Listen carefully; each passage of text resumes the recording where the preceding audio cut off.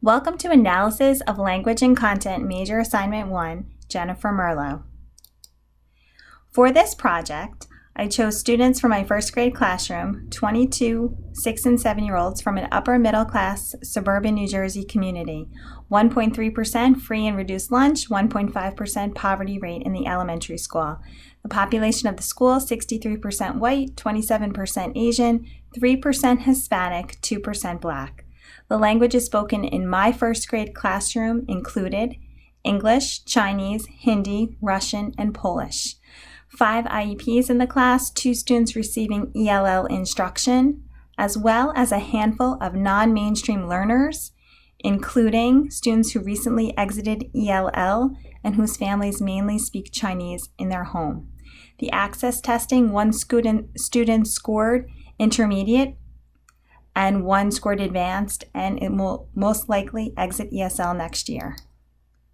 For this project, it focused on the English language arts, fictional character study unit, Frog and Toad Are Friends is the text by Arnold Lobel. We use it in first grade as a shared reading text. It is a level K. You see the New Jersey Student Learning Standards there that include reading closely, reading the text explicitly, making inferences, connections, citing text evidence.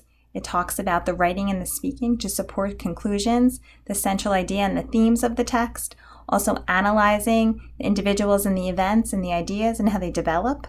The WIDA standards. This first standard includes the social and instructional language, distinguishing between the information provided by the pictures and the information provided by the words, and also the second standard that the English language learners communicate information, ideas, and concepts for academic success in language arts.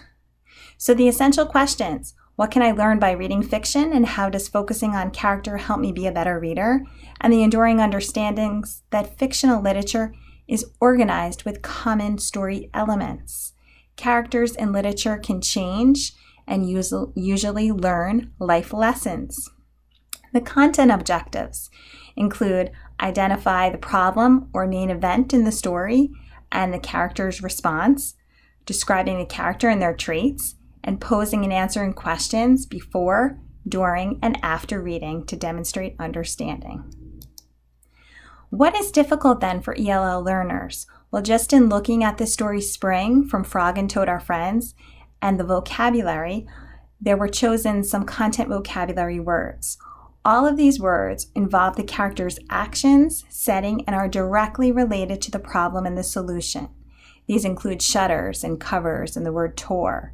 There's also many idiomatic expressions, blah, the word cried, but not meaning cried in terms of physically tears rolling down your eyes, but crying and yelling out. This is difficult to understand from this context. And also half past May, and no explanation to what that could be. So what are the supports like inside the text?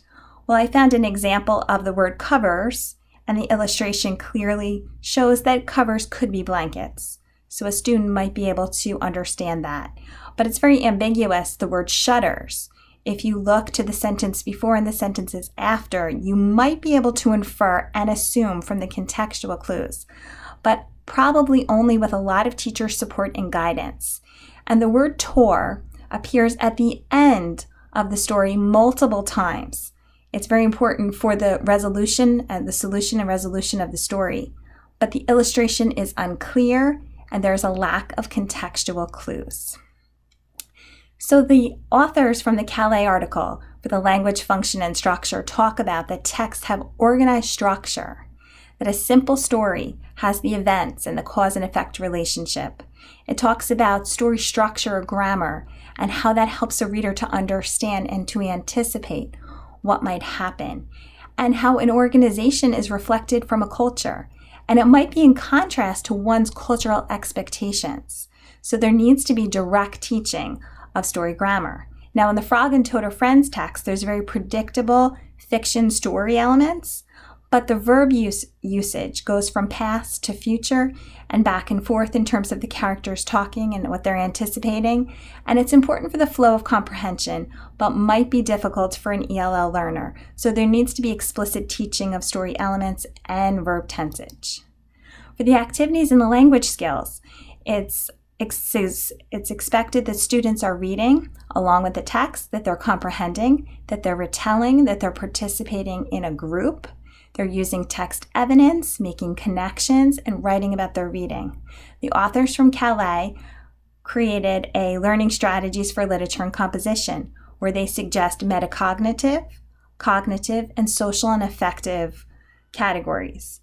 And from those, some of them could be used for this particular lesson, including using organizers, self-monitoring and self-assessing, activating prior knowledge, working with making inferences and summarizing, using imagery and pictures, and also the social and affective, questioning for clarification and the importance of self-talk, and helping learners to feel like they can be successful. The expected classroom behaviors in shared reading, that the student is sharing in with the reading of the text, that they're answering questions, they're participating in discussions, they're orally retelling. It's very challenging for ELL and non-mainstream students without thoughtful planning, scaffolding of instruction that includes direct teaching, opportunities for guided practice, and thoughtful feedback. This visual is the gradual release model that really shows how important this is for ELL and really all learners to understand that we model what we're expecting, that we give them the support and the guidance and the coaching along the way. Then we release them to be working in partners and group situations. And finally, the children have the opportunity to practice some of this independently. The social cultural assumptions and implications. For this particular text, the characters are focused on their own wants and needs. It's very individualistic rather than the group. Different cultures might hold different beliefs about something like trickery, which is a main part of this story, Spring. Other stories in the collection of Frog and Toad also contain very individualistic thoughts and ideas, such as personal belongings and signaling out an individual from a group. There might be cultural variations to the structure of a story and various cultural views of a protagonist and their actions. So in terms of teaching, implications for planning and managing the instruction, these are some suggestions. From adapting the text, listening to it on CD or a podcast, summarizing the text, having the students act it out, providing it in a native language, watching videos, creating visuals to build background knowledge where the students actually label the parts to the setting that might be important. They preview the text to show realia and actually have the kids flip a calendar, look for the months, examine it, and tear off the pages just like the character. For the scaffolding of instruction, the teachers model a Think Aloud with Frog and Toad. They provide graphic organizers for different guided practice, and they create opportunities for students to work with retelling with a partner. And it's important that during this time, you establish a shared reading time that's safe and comfortable for your students, with lots of scaffolding support and coaching, possibly showing animal fiction stories from various cultures to honor different students, and providing modeling and giving students opportunities to work with a partner or with a group. And finally, providing sentence starters to assist students in being able to participate in class discussions. Thank you.